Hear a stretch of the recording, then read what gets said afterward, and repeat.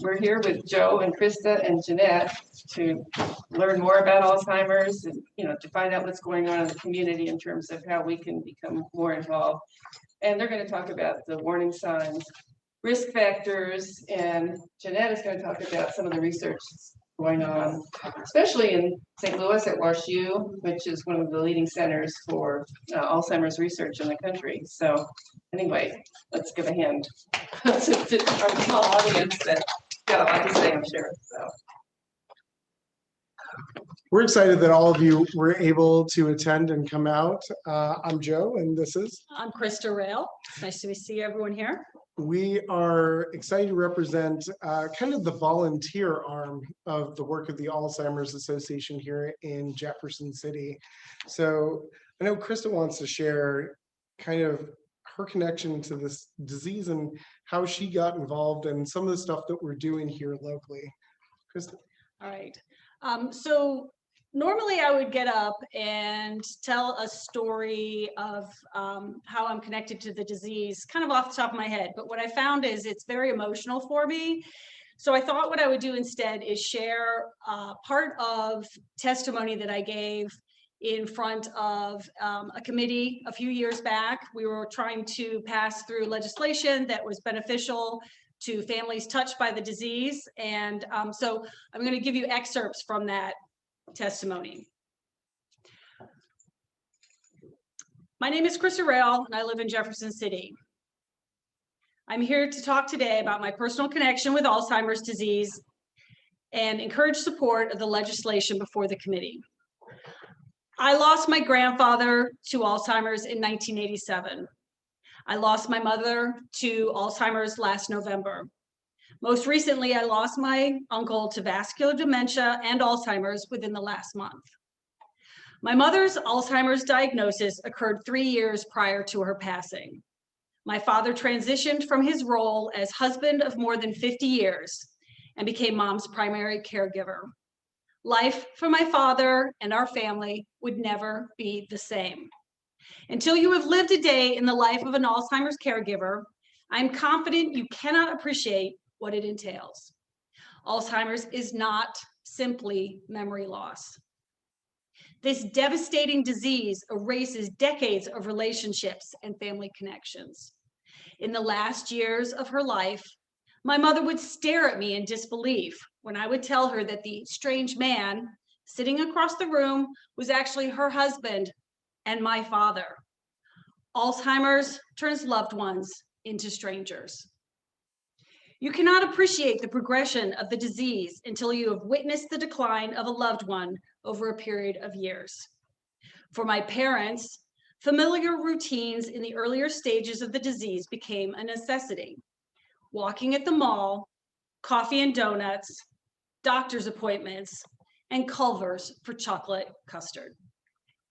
As the disease progressed, even the simplest tasks like brushing teeth, showering, and dressing became significant challenges which required assistance. Mom developed anxiety and thought there were strangers in the house. Or she would spend hours looking for or waiting for her husband, who in reality was never far away. My dad was always on duty and would need to arrange for sitters to spend time with mom when he attended weekly choir practice for only 1 hour. What should have been their golden years became a stressful focus on caregiving, 24 hours a day, 7 days a week. If my personal connection with Alzheimer's has taught me one thing, it is this: we need to fight this terrible disease on every possible front. It is too late for my grandfather, my uncle, and my mother. However, it is not too late to create, sorry, I lost my place. It's not too late to offer assistance and create thoughtful policies to assist current and future patients and their families. Thank you. And that is why I got involved with the Alzheimer's Association, to help other people. Anyway, I'm going to pass it back to Joe. So here in a few minutes, you're going to learn about the 10 warning signs of Alzheimer's disease. So I've worked with Christa now for almost 3 years on the walk to end Alzheimer's. I was really blessed to come into this amazing community and get to start connecting with incredible people like Christa. But I'll tell you, when I started this job in 2019, I didn't have a direct connection to Alzheimer's or dementia. I certainly was aware of it, and I'd heard third or fourth hand tales of the terrors and the horrors of it, but I didn't really know or understand what I would come to find out through the experiences of our amazing volunteers and supporters and donors that are dedicated to ending this disease. I remember maybe a month or two into my job, getting to sit through this presentation. Well, actually, probably an earlier version of this presentation that you're going to get to see today. And the more that I listened and the more that I took in some of these facts and some of these warning signs, it just really put me to mind of thinking about and worrying about my aging parents. Fast forward to the pandemic, and as all of you, I think, experienced, the isolation wasn't great for any of us, but we have found that it's particularly bad for folks like those who are experiencing Alzheimer's or dementia. And things that were at the time beforehand, just little spots, little pops, little flashes of forgetfulness started manifesting more and more frequently and more severely in my father. And I remember sitting down with my mom and pulling out a pamphlet like one of the ones that you have in front of you, and saying, we have to have an honest discussion and we need to talk through, have you seen all of these symptoms? And by the time we were done, 10 out of 10. And it wasn't terribly long thereafter that he got his official dementia diagnosis. But it was really because we were connected in this pipeline of information that we were able to get to that point where we have care and support and resources to help with the day in and day outs of how difficult all of this can be. And that's why I'm glad you're here. And for those of you who are watching at home, that's why I'm glad you're watching this, is because you can be an advocate for somebody who might need this research, who might need this information. Now, Christa and I aren't subject matter experts at the 10 warning signs or the research or the development. We're going to turn that over to Jeanette to talk about. But what I think we are pretty seasoned experts on is, once you understand this disease, we want to help you do something about it. And that's where Alzheimer's Awareness Day comes from. Christa, I'll turn it back over to you. Okay. So, Awareness Day. What is Alzheimer's Awareness Day? The idea for Awareness Day came from my experiences with my mother's diagnosis. Being told she had Alzheimer's changed my family's life, and the best advice I received was to learn all I could about the disease. I also learned that the stigma surrounding Alzheimer's makes it difficult to talk about. Awareness Day is meant to remove the stigma and shine a light on this terrible disease that touches so many families and individuals. It creates avenues for people to talk about their connections to Alzheimer's and show our support. I don't know how many of you remember, but last October, we lined the streets of downtown. I don't know if you from Madison Street, 1 block east, 1 block west, with these flowers. We had pop-up gardens at Central Bank that showed over 400 flowers in 2 different locations. And we also had over 200 flowers in the Governor's Garden. all of which was meant to bring awareness to this terrible disease so that people did feel more comfortable talking about it. And then we also encouraged people to wear purple. So you might remember seeing a lot of people walking around that day in either this shirt, something similar to this, or as that young man in the last row, he's wearing his shirt from last year, if you'd like to stand up and just show them. So, but the purpose of the day just came from a diagnosis that was so horrible that I thought, why not do something that just is fun and to celebrate that we can all be in this and support each other. And that's, if there's one thing I've learned over the last 5 years, is that you do not have to do this alone. And that's the most important thing. And springboarding off of that, it starts in that awareness day in October, and then that following weekend, we have the Walk to End Alzheimer's, which is another opportunity to come together as a community and share our resolve and commitment to ending Alzheimer's disease. We've left information about both of these events in the little pamphlets and stuff that you have to pick up. We would love for you to reach out to us if you're interested in getting involved in either or both of these. Being involved in Awareness Day is as simple as wearing purple that day and encouraging the people that you know and love to wear purple in solidarity for those that are facing Alzheimer's disease and those that we've already lost to this terrible disease.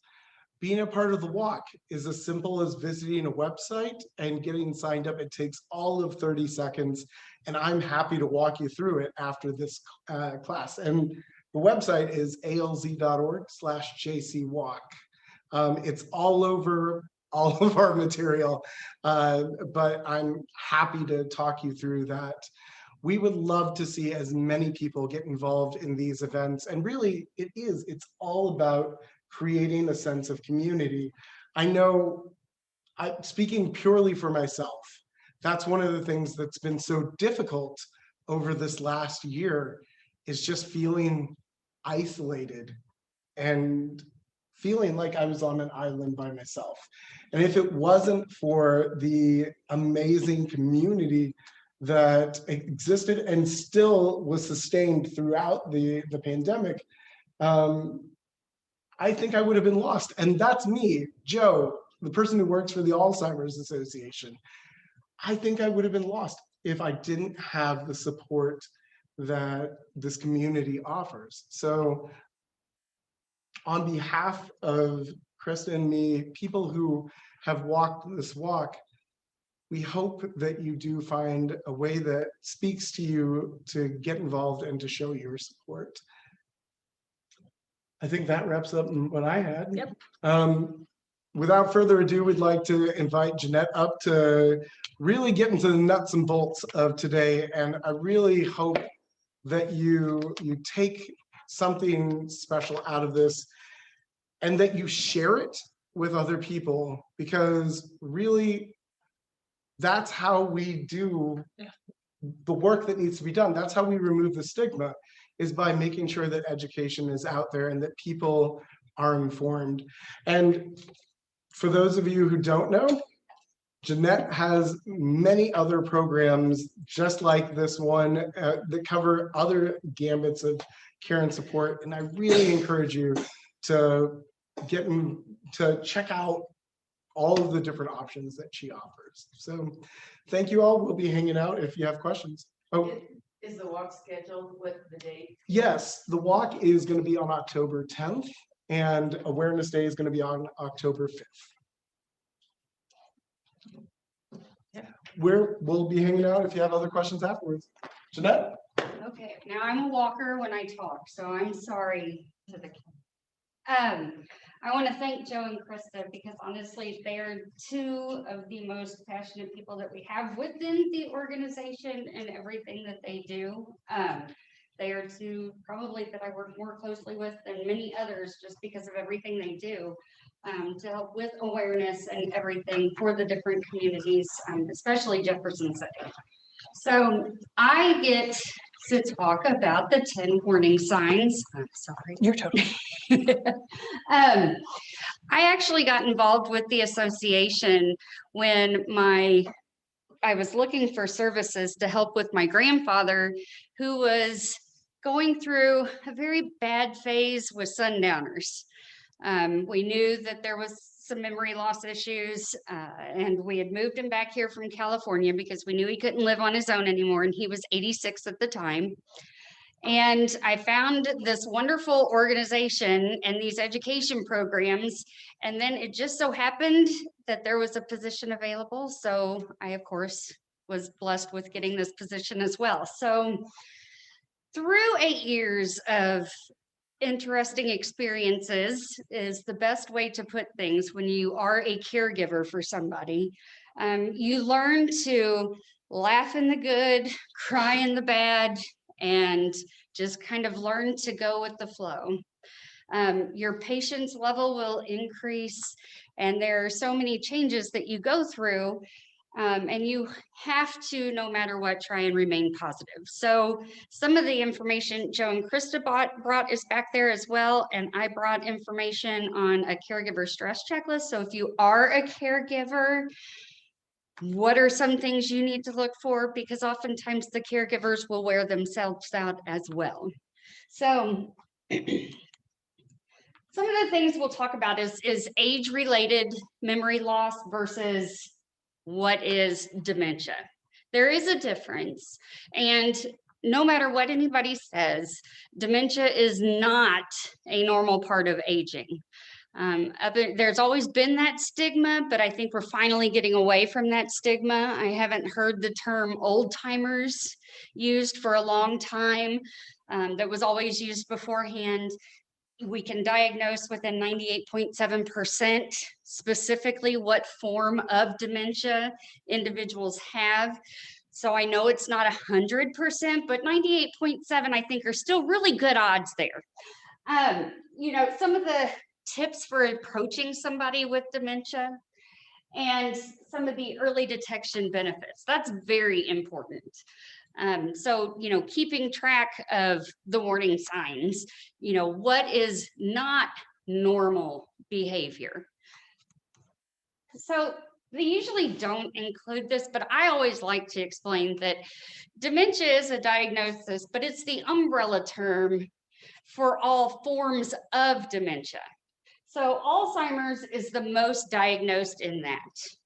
And then, of course, we have vascular dementia. And vascular is what happens with those who have strokes repeatedly, and that lack of oxygen and blood flow to the brain, and those blocks are there. So that's what causes the vascular dementia. Lewy bodies is a fairly aggressive form of dementia. It's not as diagnosed as others are. And then frontal temporal lobar degeneration, they call it FTD. So with that one, we're seeing an increase in the number of veterans and athletes who have been diagnosed with this. Michael Orr, who was, you know, the movie The Blind Side, he now has dementia, and he's in his 30s. So we see that a lot with, and that's why you see the improvement in helmets and safety gear and other stuff because of that.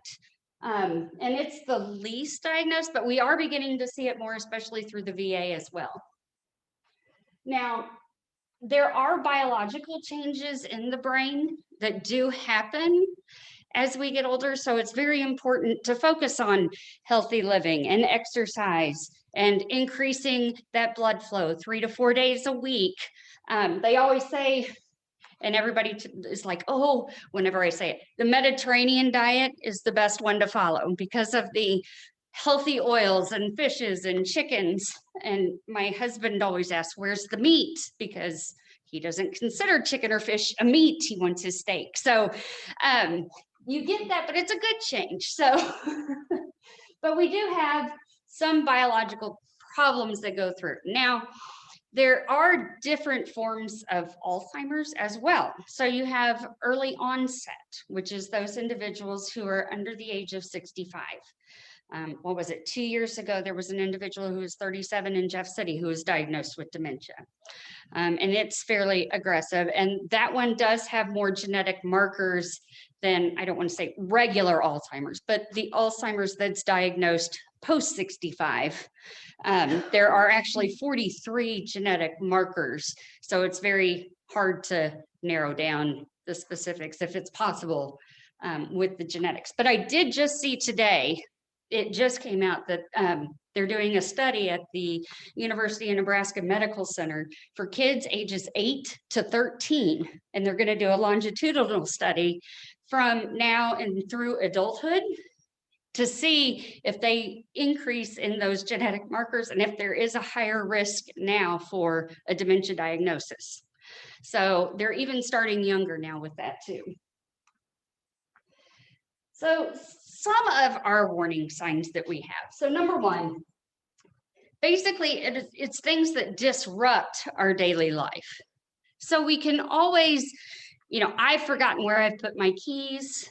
I've forgotten why I've walked into the next room, probably more times than I can count. But it doesn't mean that I have dementia. Might be crazy with teenage kids, but I don't have dementia. So it's when you can't retrace your steps.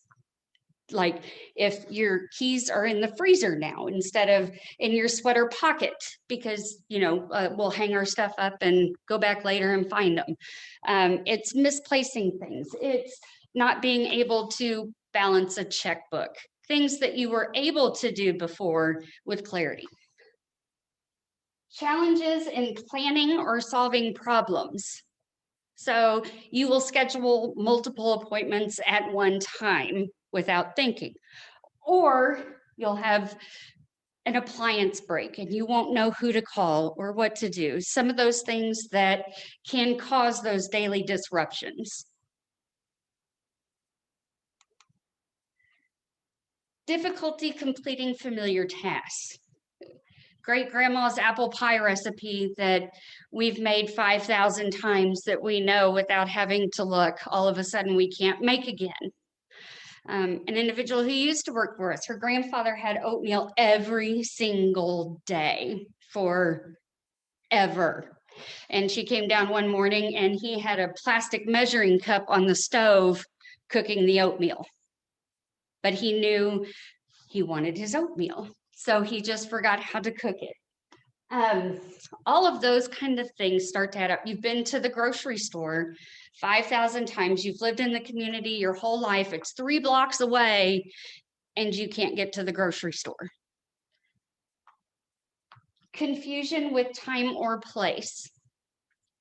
Individuals will mix up their night and day. And when we talk about sundowners, it's usually literally at sundown. There's a difference with them. With my grandfather, rainy days were horrible. He would not get out of bed. It was not happening. It was nighttime. It was his sleep time, and he could sleep how long he wanted to. So he was hilarious half the time. But he had some favorite words that he never did forget the whole time he had dementia. And it was very clear using those. But he was 90 years old and we weren't waking him up. So it was nighttime. So you would see where they would flip night and day. And there's a book that they have back there, The 36-Hour Day, which kind of explains the long day, their long days that they have. And on June 20th, on the solstice day, it's actually the longest day of light. So we use that as an awareness as well, because all those things do mess with an individual's moods and abilities. And, I came up through corrections for a while. There is a difference in full moon days. There is a difference in barometric pressure drops and snow days and rainy days. You will see a difference in the behaviors and the abilities of these individuals. So, trouble understanding visual images and the spatial relationships. Their depth perception is drastically impaired. at some point.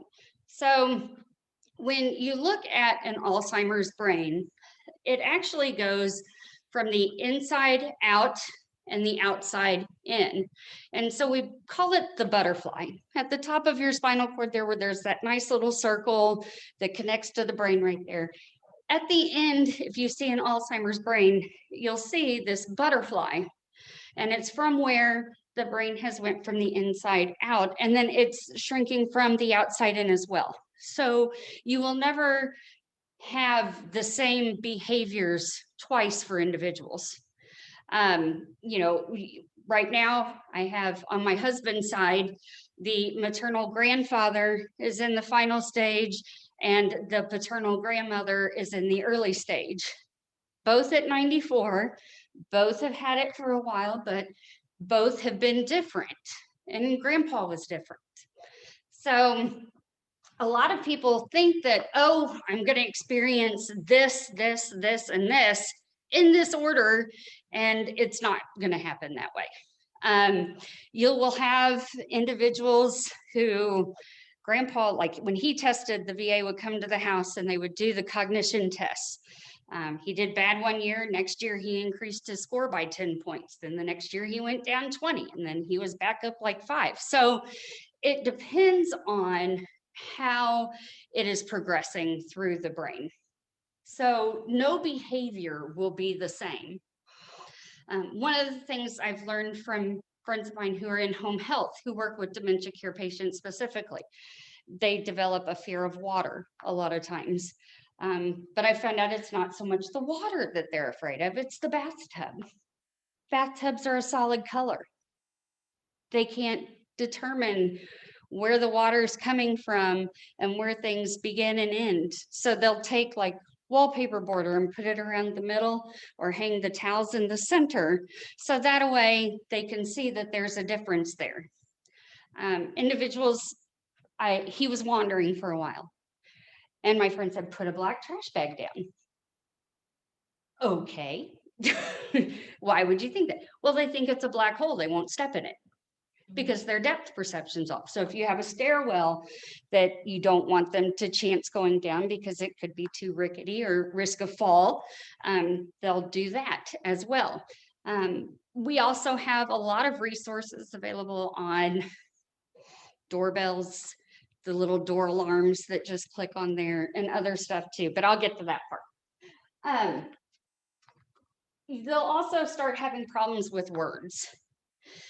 When they are trying to communicate something, if they have forgotten a word, they might randomly put in another word. So grandpa would talk about eating, but he would say dog.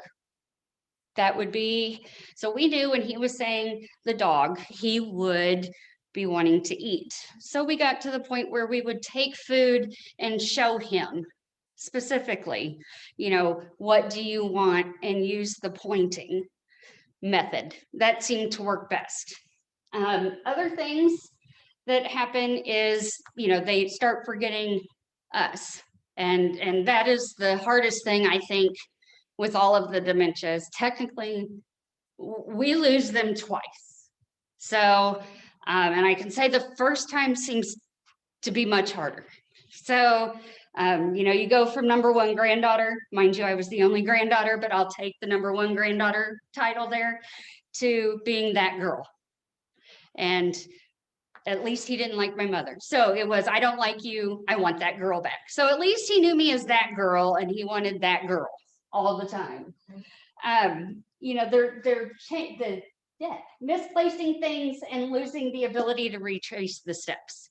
So that's one of the things I talked about at the beginning, you know, putting the keys in the freezer, or the checkbook is in the trash, hopefully not. But, you know, things like that would happen, and you can't then follow back where you were to get to your checkbook or to get to your keys, and they're not in a normal spot.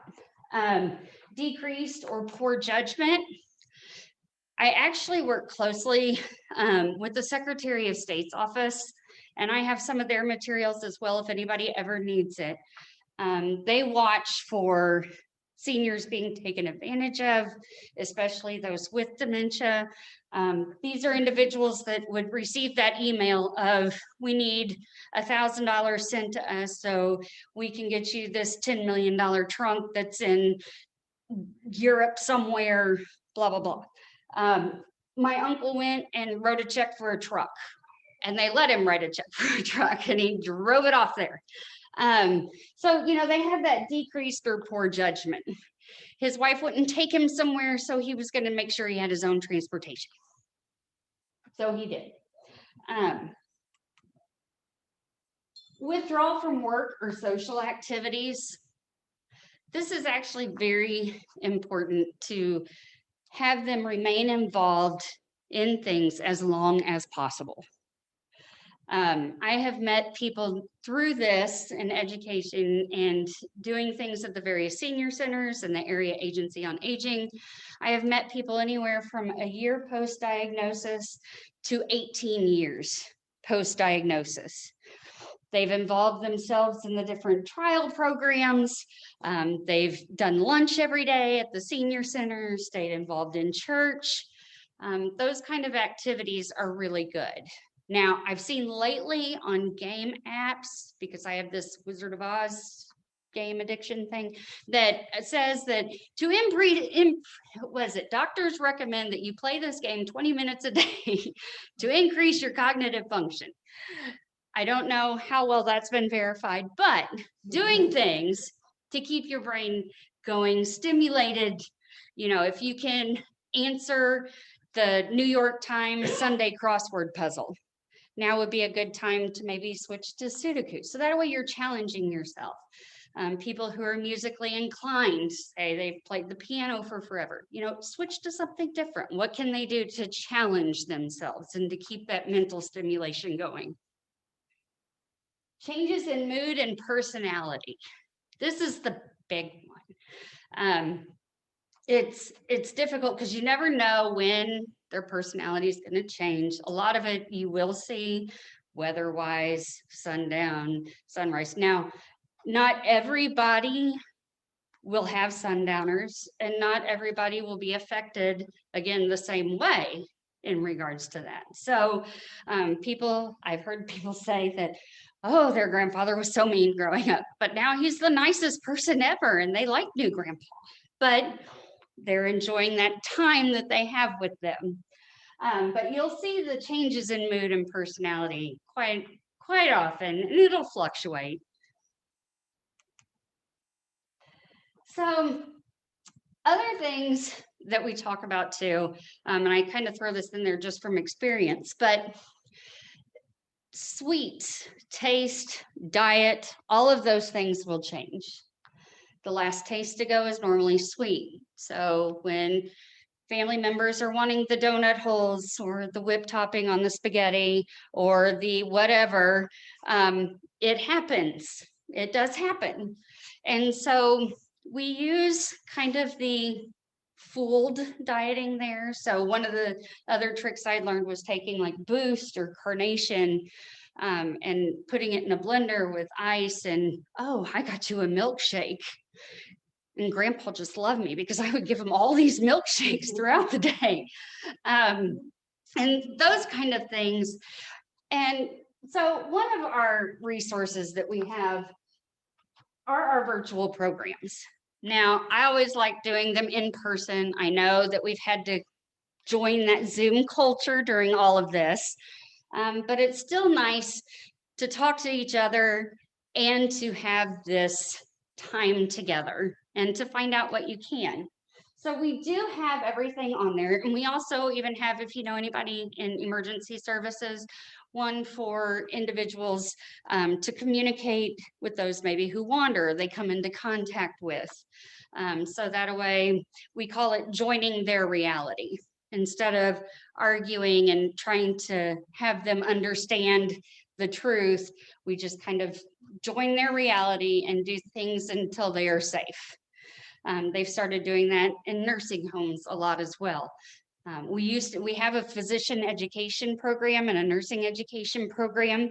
And so they would work with different levels of nurses, physicians, et cetera, in their programs.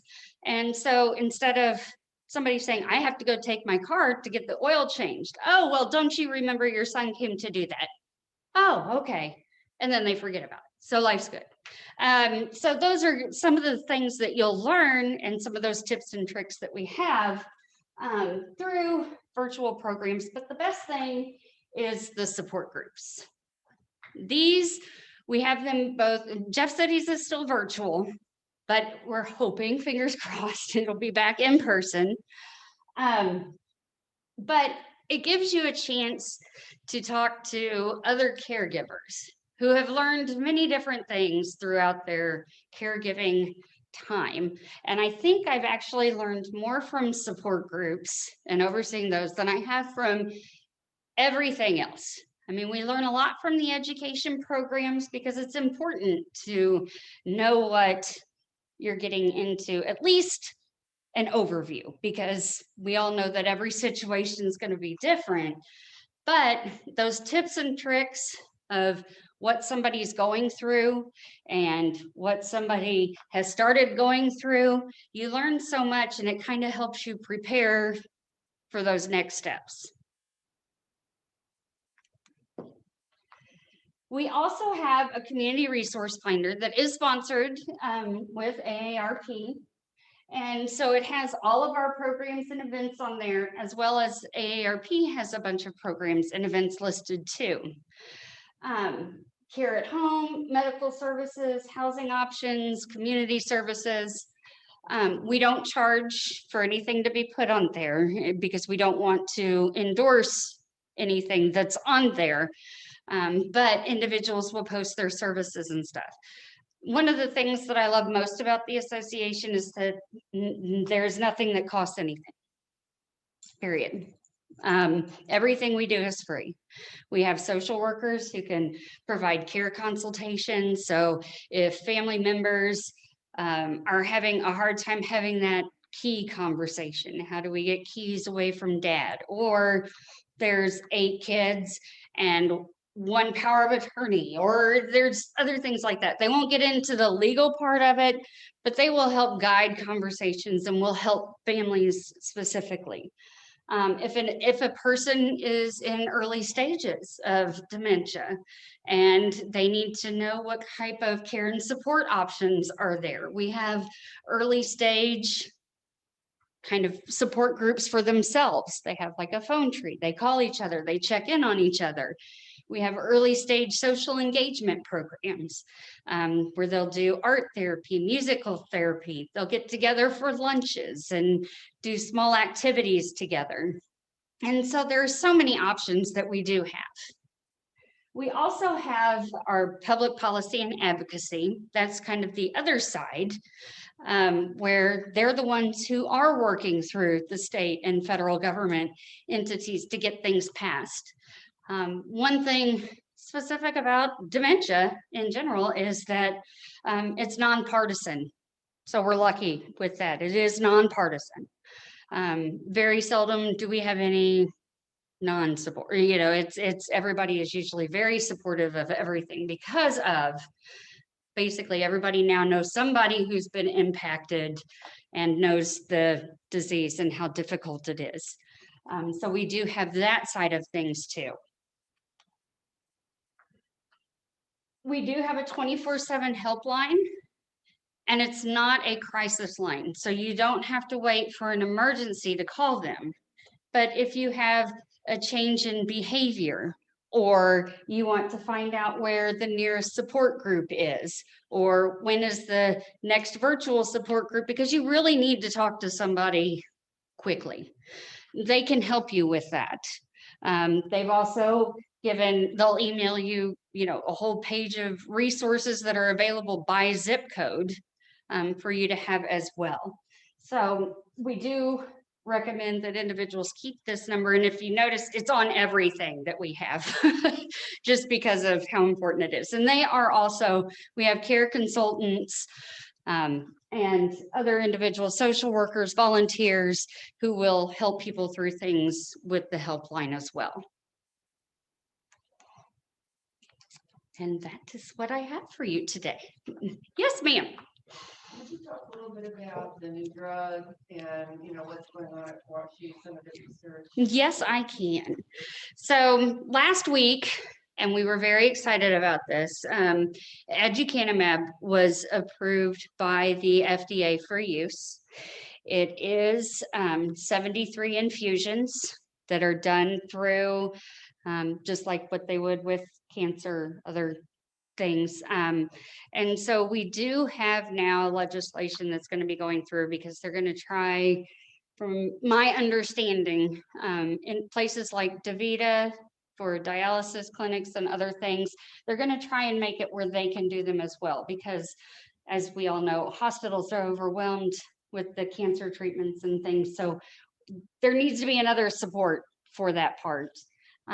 We're also working on the cost, helping those who do not have the financial ability to cover the cost of the aducanumab, to assist with that as well.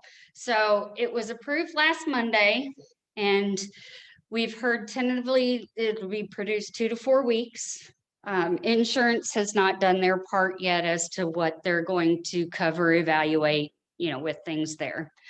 WashU is one of our leading research facilities on Alzheimer's and dementias.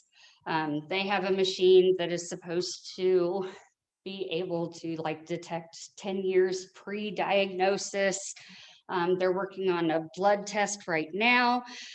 So when you take into account the years of research, this potential machine, the blood test, the aducanumab, there's a lot of hope for families. Now, it's not something, unfortunately, that's there for, late, middle to early, late stage individuals, but, there's hope for the ones who are just entering that journey.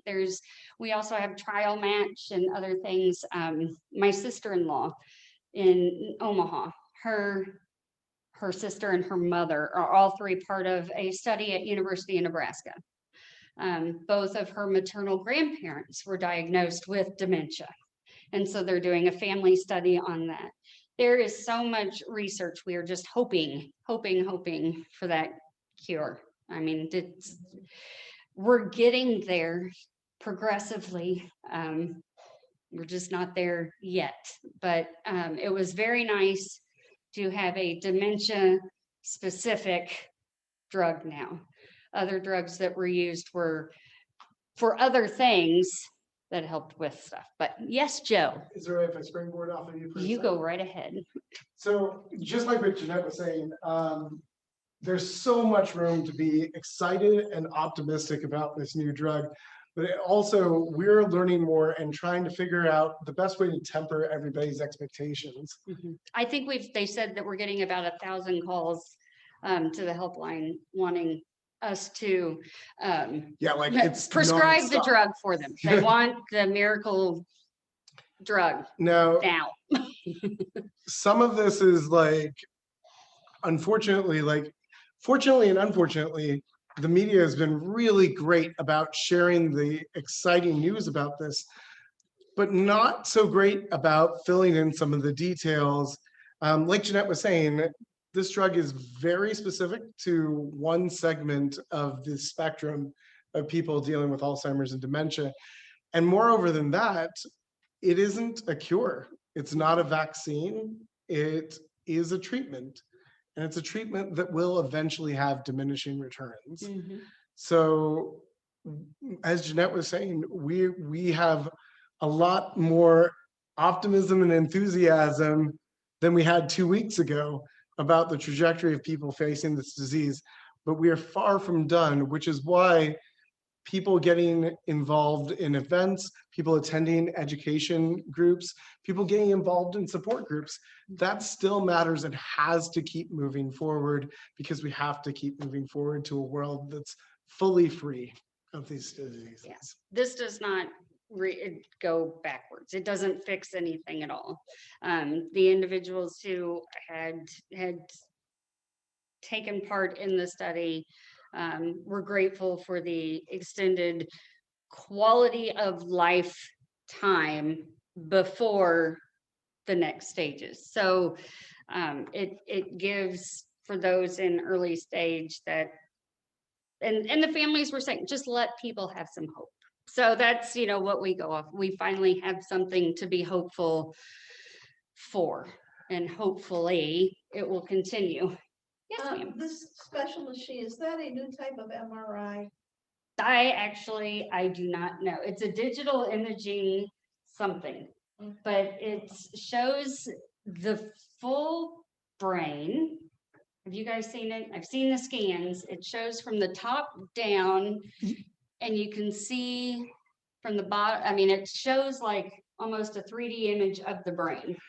The challenge, though, with Yes. this new piece of equipment is the same sort of thing that's been a challenge with like PET scans, which have been available for years now. They're extraordinarily expensive to run a single test, and insurance rarely covers it, which is one thing that as an association we actively lobby to change. Now, one of the things that Jeanette said that I'm very excited about is the amyloid beta test that WashU is working on. It's a simple blood test that once it meets FDA criteria, and it is this close. Oh my gosh. Like, what it does it'll create like a benchmark point of how much amyloid beta is in somebody's blood. And from there, you can track the progression of amyloid, which is, I guess, a chemical that builds up in the brain along with plaque and tangles that causes the nerve cells to die.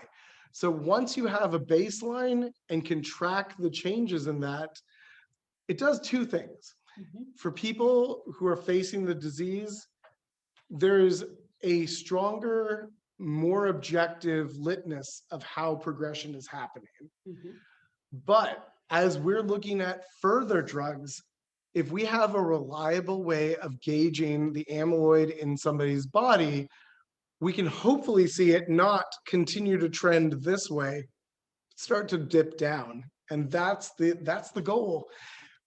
By having an easy blood test, we're going to be in a better position to fast track all of our research, because right now it takes decades to really come up with a drug that you can think might be helping because of the long debilitating progression of this disease.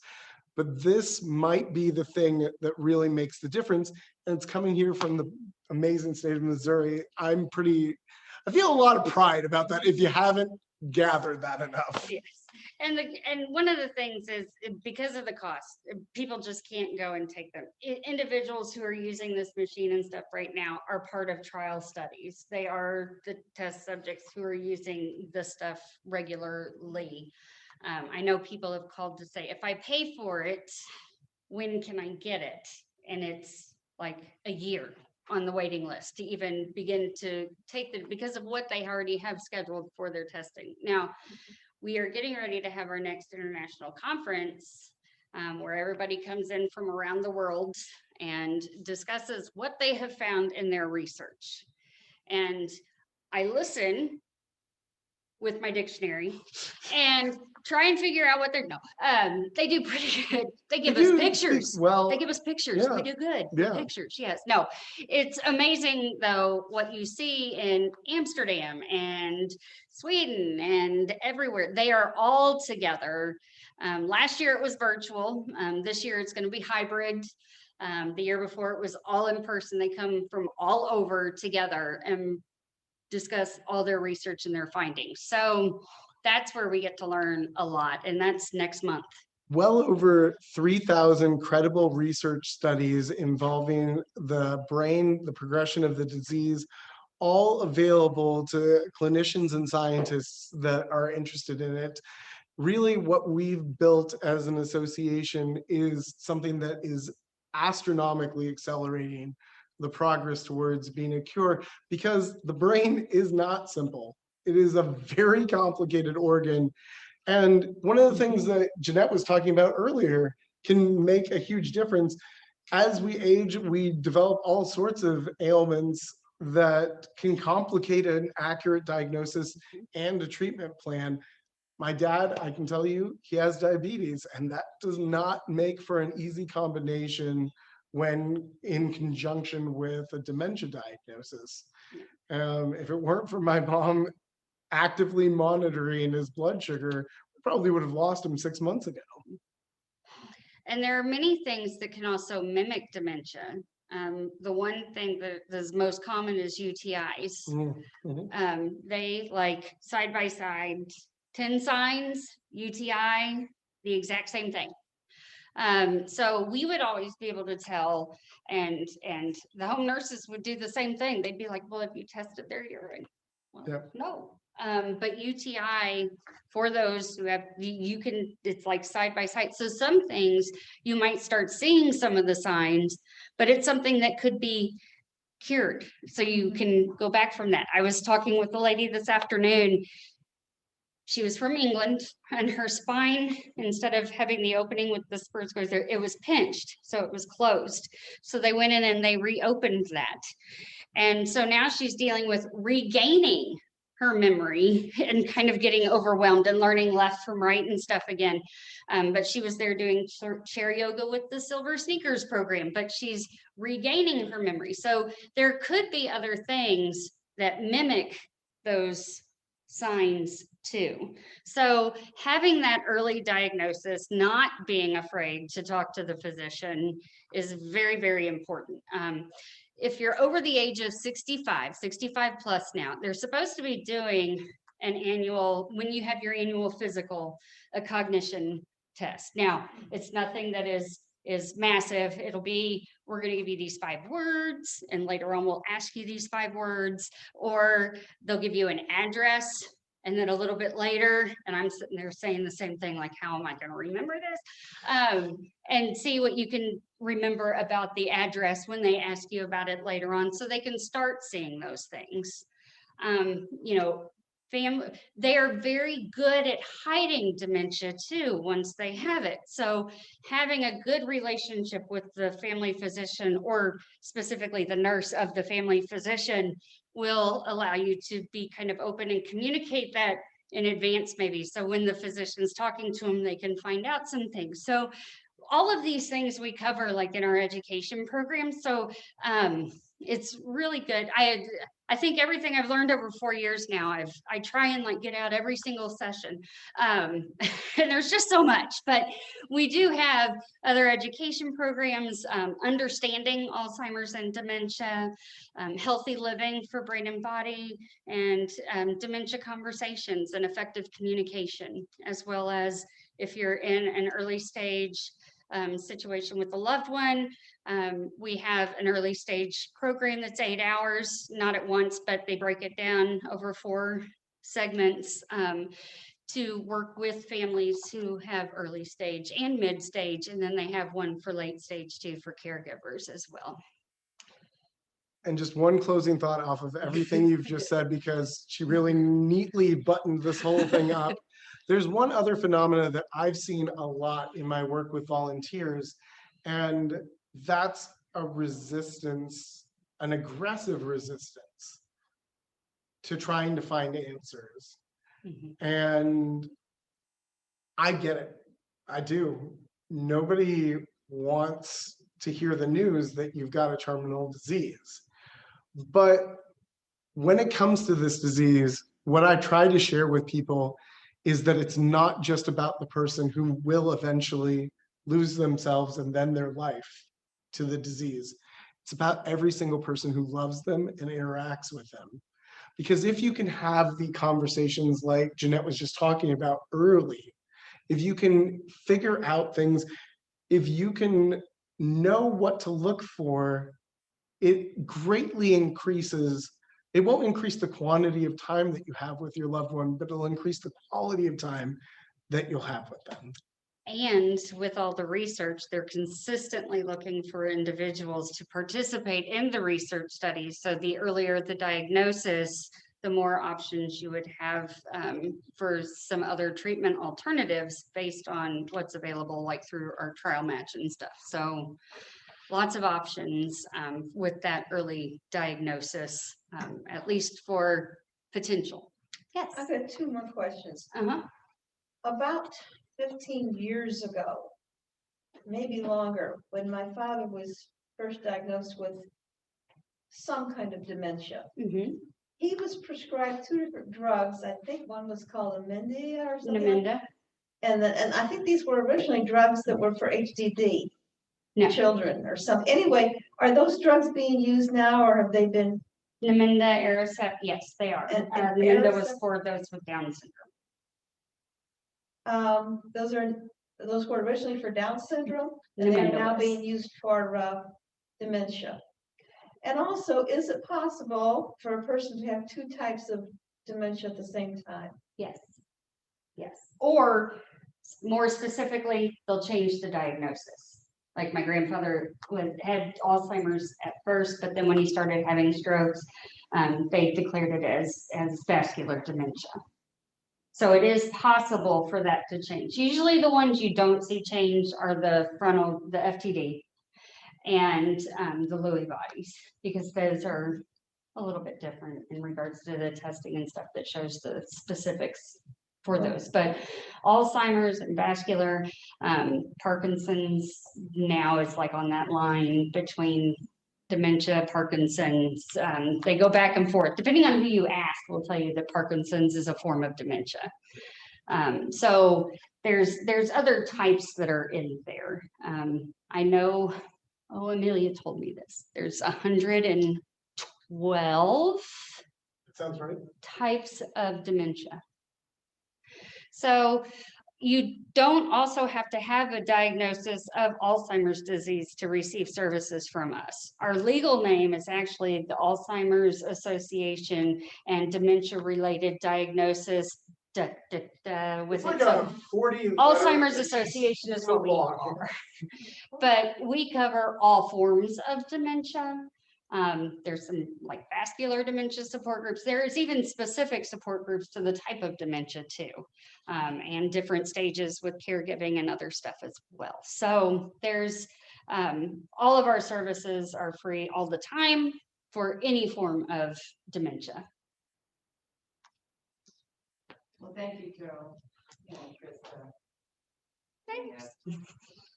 Didn't really know. Thank you. I will say one thing too, my mother's had a form of dementia called Binge-Wanders disease. And very much like back when she had it, there just wasn't all the information. He couldn't find any information on this disease except from NORD. I don't even know if that group's around anymore. National Organization of Rare Disorders. It's just, yeah, so you've got so much more information now that's available.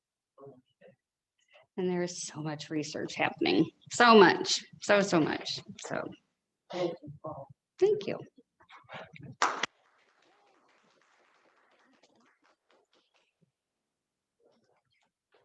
I did